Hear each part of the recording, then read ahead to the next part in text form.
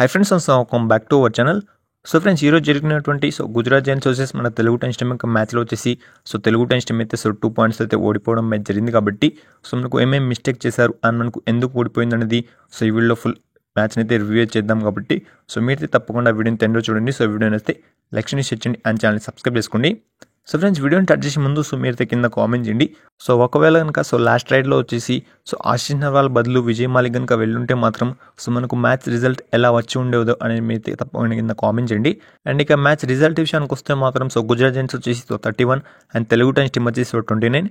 Friends, actually ఈ match వచ్చేసి టై అవుతుందని అయితే నేనైతే ఎక్స్పెక్ట్ చేశాను. కానీ కొన్ని మిస్టేక్స్ వల్ల మనకైతే తెలుగు టైమ్స్ టీమ్ ఈరోజు వచ్చేసి డిఫెన్స్లో కొంచెం మిస్టేక్ అయితే చేయడమే జరిగింది. అండ్ రైడింగ్లో వచ్చేసి మనకైతే విజయ్ మాలిక్ అయితే అదరగొట్టాడు. 13 రైడ్ పాయింట్స్ అండ్ మనకి ఒక ట్యాకిల్ పాయింట్ అయితే చేయడమే జరిగింది. కాబట్టి విజయ్ మాలిక్ వచ్చేసి ఈ రోజు మ్యాచ్లో మనకైతే మెయిన్ ప్లేయర్గా అయితే ఉండడం జరిగింది మన తెలుగు టైమ్స్ టీం నుంచి. అండ్ ఇక ఆశిష్ నెహ్వాల్ అండ్ మనకైతే మంజిత్ వచ్చి అంతగా సపోర్ట్ అయితే ఇవ్వలేకపోయారు. వాళ్ళు వచ్చేసి ఆఫ్ కలర్లో అయితే ఉండడం జరిగింది. కాబట్టి ఆశిష్ నెహ్వాల్ వచ్చేసి అప్పుడప్పుడు మనకైతే 2 or 3 పాయింట్స్ అయితే సాధించాడు. అండ్ ఇక డిఫెన్స్ విషయానికి వస్తే మాత్రం అంతగా ఈ రోజు మ్యాచ్లో మనకైతే అంతగా కాన్ఫిడెంట్గా అయితే లేరు. కాబట్టి మనకైతే కొన్ని మిస్టేక్ వలన మనకైతే మ్యాచ్ అయితే ఇలా టర్న్ అయిపోయిందని చెప్పొచ్చు.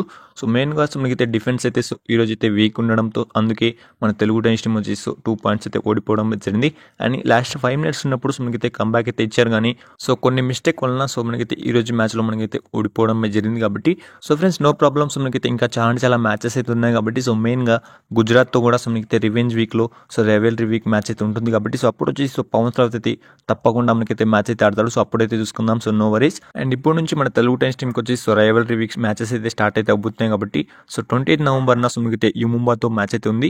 ఈ మ్యాచ్లో వచ్చేసి మనకైతే తెలుగు టైమ్స్ టీమ్ గెలిచే ఛాన్స్ ఉందా ఆర్ మనకు యుముంబా రివెంజ్ తీర్చుకునే అవకాశం ఉందా అని మీరు తప్పకుండా కింద కామెంట్ చేయండి.